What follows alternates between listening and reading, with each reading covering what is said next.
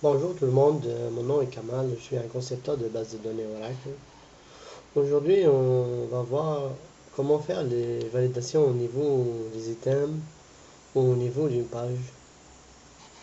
Pour cela, je vais accéder à cette application que j'ai réalisée pour la gestion des ventes et du stock d'une boîte informatique. Ça, c'est mon workspace. Mhm.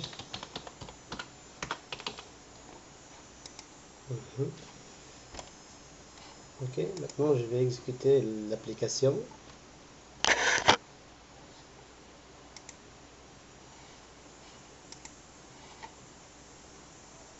Ok. Comme vous voyez ici, j'ai plusieurs modules. J'ai le module de client, vente, mettre à jour du stock, fournisseur, produit, maintenance, facturation et dépenses. C'est-à-dire, ici, on peut gérer nos dépenses, voir quels sont les frais d'internet, frais d'électricité, frais de location, frais des salariés. Ok. Mais nous, aujourd'hui, on va s'intéresser au module client où on va définir des validations au niveau des items et une autre validation au niveau de la page. Parce qu'il existe deux types de validation. C'est-à-dire, on peut définir une validation sur un item ou on peut la définir sur la page. C'est quoi la validation sur la page? C'est-à-dire, on peut combiner entre plusieurs items.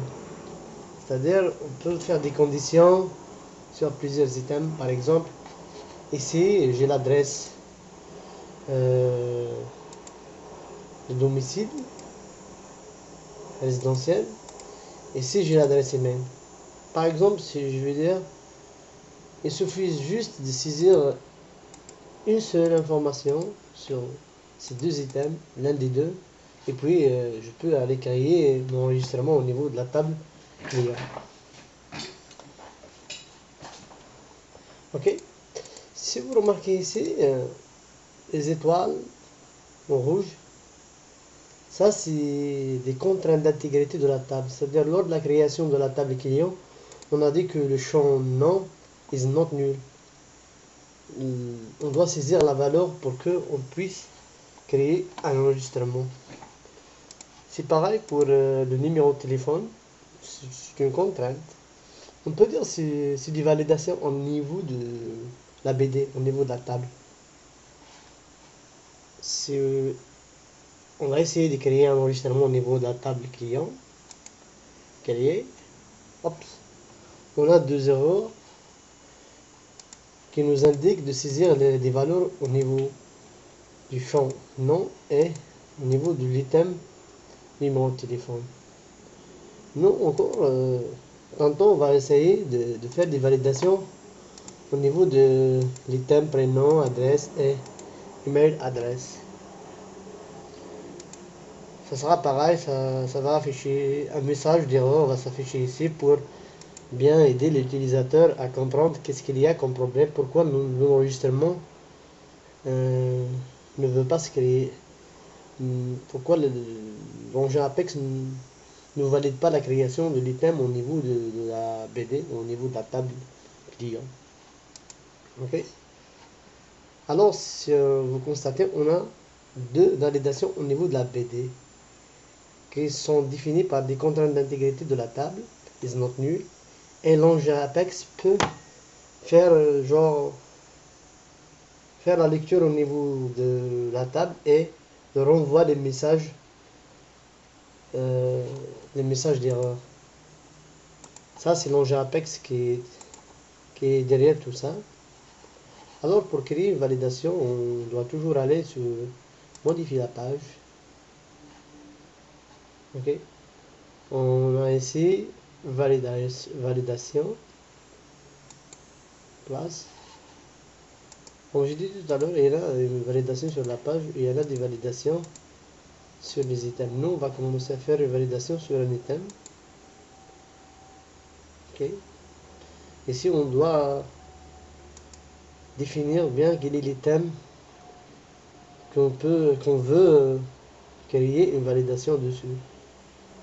On va dire qu'au niveau de la page, s'il y a un nouveau client, et plus exactement sur l'item P17 prénom. Ok. Ça, si vous voyez ça, c'est l'ordre de la création, c'est la séquence au niveau de la page. On a 10, 20. Et ça, c'est le nom de la page. Ça, c'est le nom des items. Ça, c'est les séquences. Ok. Qu'est-ce que je veux dire ici? L'utilisateur ne peut pas créer un enregistrement sans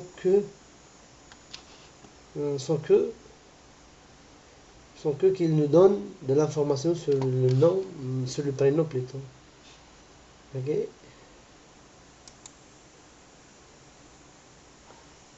Voilà. Il y a plusieurs types de manières comment créer, comment faire la syntaxe pour la validation. Par exemple, comme c'est là, c'est notre nulle déjà prête, c'est-à-dire si on dit ça, on dit que le champ, le create ne peut pas valider sauf si l'information est bien saisie. Ok, et c'est l'historique de comparaison, ça on va voir après. C'est des comparaisons.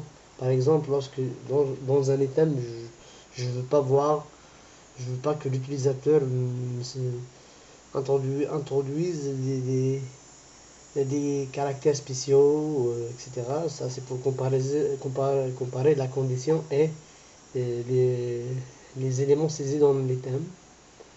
Ça, c'est une expression régulière. Tu peux faire un bout de programme, soit en SQL ou une condition. Ça, c'est des requêtes SQL, c'est-à-dire je vais faire des select direct qui va me retourner un résultat ou plusieurs. PLSQL, je ne sais pas si vous connaissez le PLSQL, les gens qui suivent des cours de Apex, ils doivent automatiquement connaître le PLSQL. Le PLSQL, c'est un code qu'on peut regrouper plusieurs requêtes et l'envoyer à un serveur pour bien minimiser le contexte de changement entre le serveur et les clients pour alléger le serveur. Au lieu de faire plusieurs requêtes, parce qu'une requête, on envoie une requête, on reçoit l'information. C'est-à-dire si on a 50 envois et 50 résultats. Mais si on met ça dans un bloc PLSQL, on met 50 requêtes dans le bloc PLSQL, on a un seul envoi et un seul résultat regroupé dans le bloc PLSQL. Ça, c'est l'engin Apex et l'engin Oracle qui sont en charge de tout ça. Changement de contexte. On va continuer. Nous, comme j'ai dit tout à l'heure, on s'intéresse pour l'instant à faire une validation au niveau du thème prénom. Alors je dis que is not null, c'est-à-dire le champ ne peut pas être écrit sauf si l'information est bien fournie. Ok. Ici juste je vais faire un simple message pour que l'utilisateur sache pourquoi la validation ne passe pas avec succès. Je vais dire ici l'item prénom doit avoir une valeur et voilà.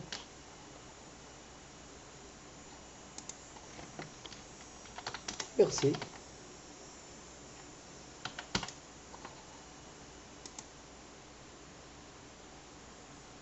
Excusez-moi, ça je vais vous expliquer c'est quoi ça. Always execute, c'est-à-dire elle va pas s'exécuter lors du chargement de la page, etc. C'est juste non. Et ici on dit non.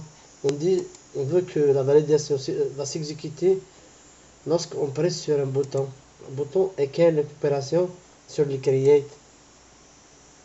On n'a pas de condition ici, on n'a aucune condition pour l'instant. Le validate. On va essayer d'exécuter la page. Tout à l'heure, on a deux conditions qui sont basées sur la BD. Mais maintenant, normalement, on devrait plutôt avoir une validation au niveau de l'item prénom. On va essayer de faire un create, parce qu'on a dit tout à l'heure lors de la create. Et ben voilà, l'item prénom doit avoir une validation. Et merci. Ça, c'est un message pour l'utilisateur. Et si vous voyez ici, on a par validation. Ok. Si on peut commencer à éliminer des validations.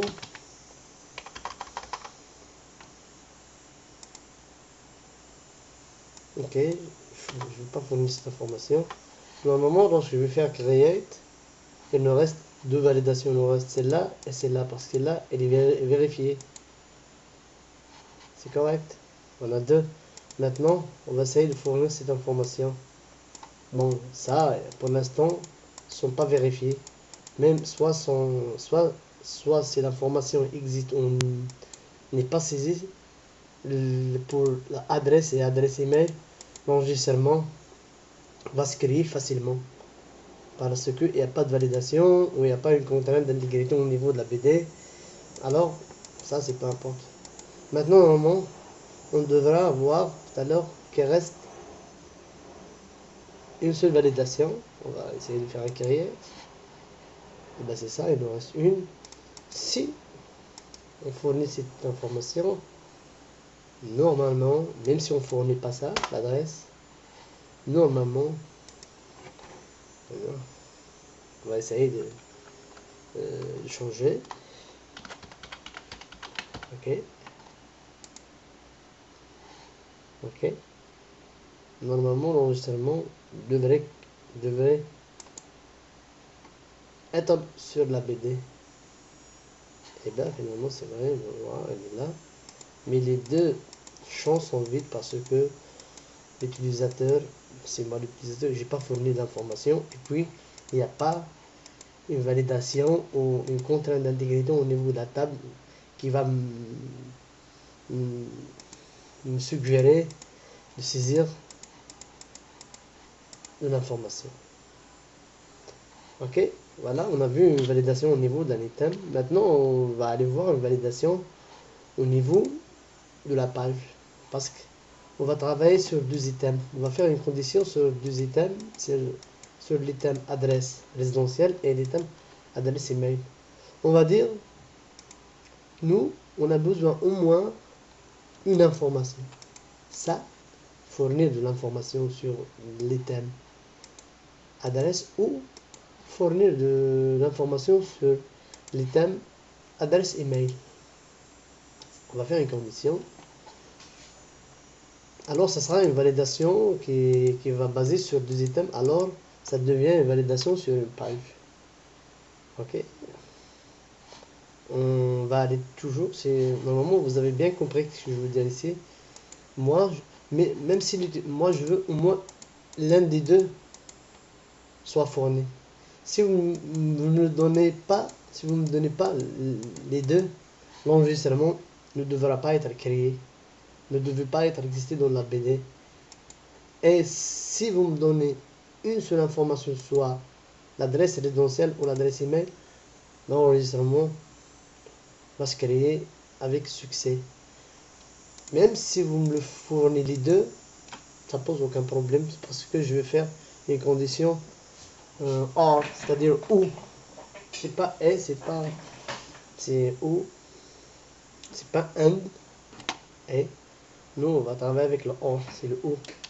Ok, on va aller toujours sur modifier une page. On va aller toujours, on peut créer plusieurs validations au niveau d'une page. Et maintenant, on va essayer de faire une validation au niveau de la page. Vous voyez, il ne me spécifie pas quel est le nom, quel est l'item qu'on devrait choisir pour faire une validation. Parce qu'on a dit sur une page pour l'instant, la validation va se baser sur la page.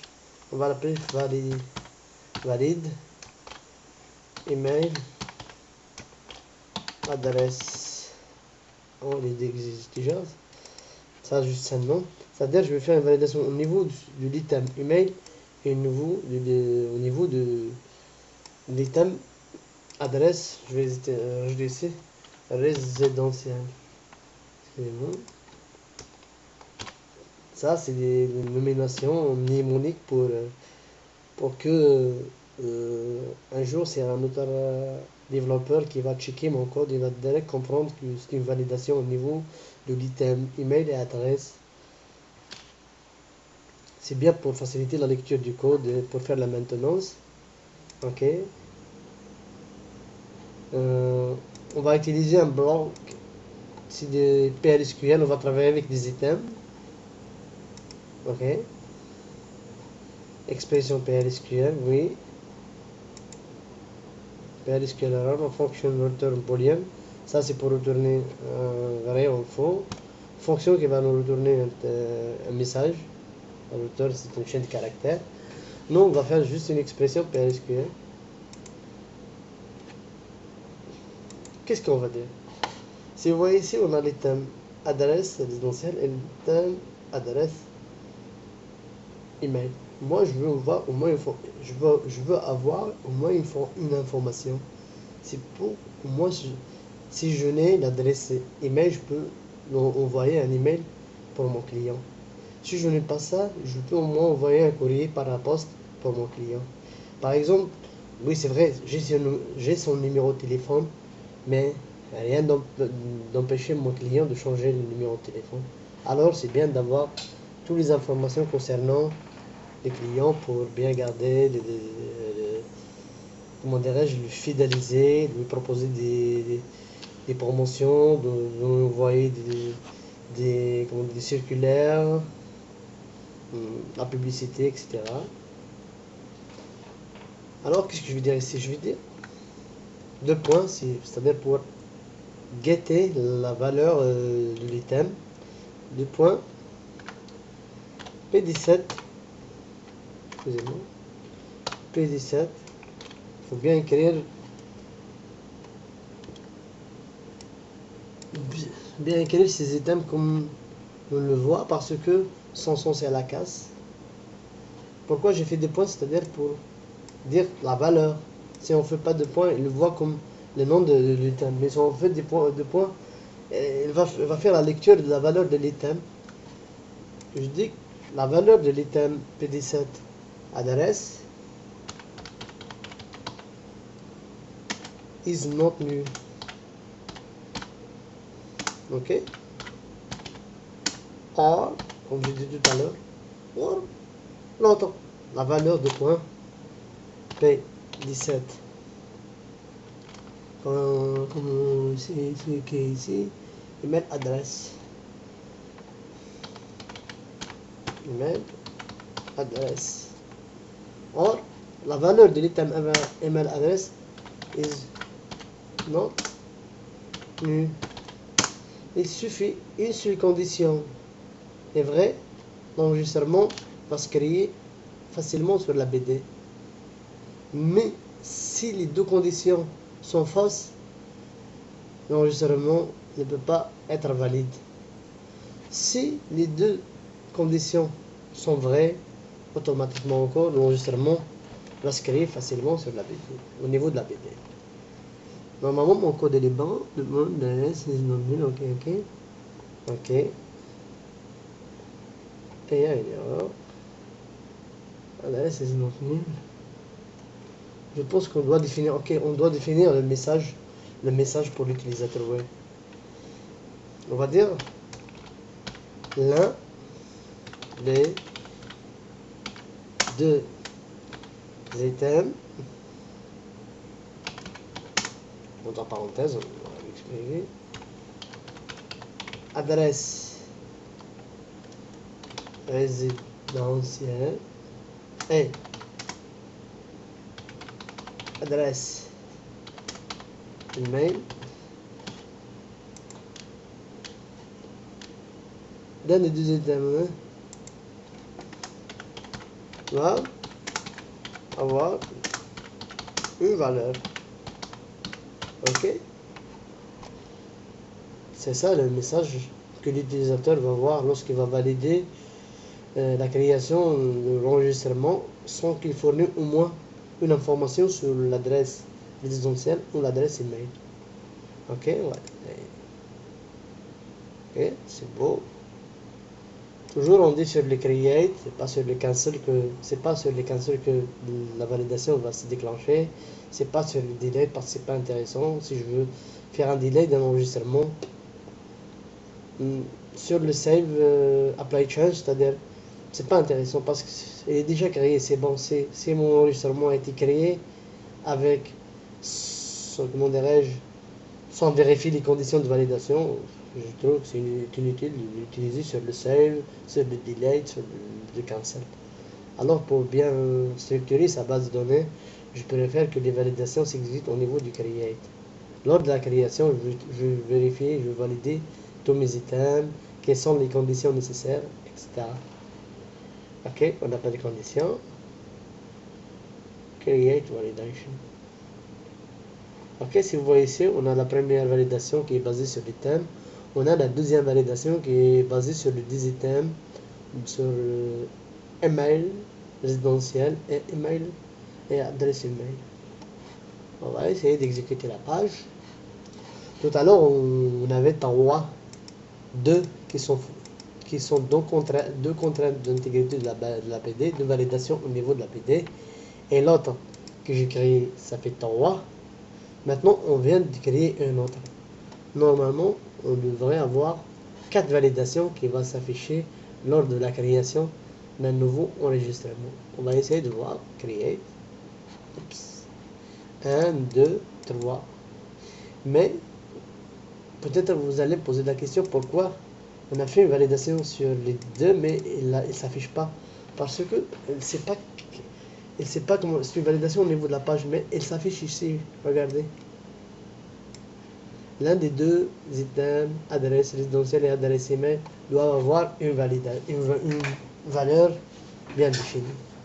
Elle s'affiche quand même parce que c'est pas. C'est exactement. Nous, on cherche au moins une information sur les deux. On va essayer de commencer d'éliminer validation par validation. Bon, on va essayer de fournir ces formats. Ok. On va dire prénom Bel Kassim. Ok. Normalement, comme ça, il nous reste deux validations. Celle de la valeur du téléphone et celle de l'adresse ou de l'email adresse. On va essayer de valider. Normalement, l'enregistrement ne devrait pas être créé. C'est bon. Finalement, on a deux. Si on fournit cette information, normalement, il nous reste juste celle-là. Ok. Create. Ouais. On a juste celle-là. Si par exemple, je vais fournir celle-là. Ça, non. Comme je dis tout à l'heure.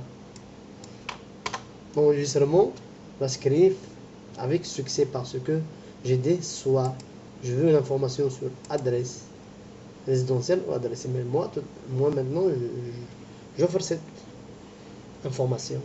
Normalement, l'enregistrement va se créer avec succès. On va voir. Create. Parfait.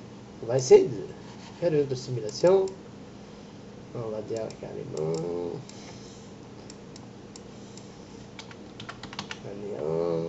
Pour différencier. Maintenant, on va fournir celle-là. Celle-là, non. Normalement, enregistrement, pour faire la différence, on va faire plusieurs A ici. Create. Ok. Si on cherche ici, on le voit. Carrément.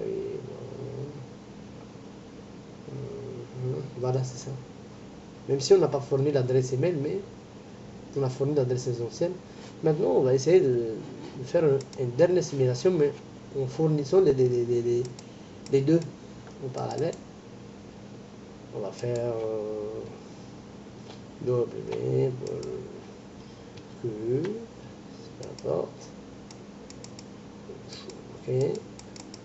comme ça. Ok, je donne les deux informations.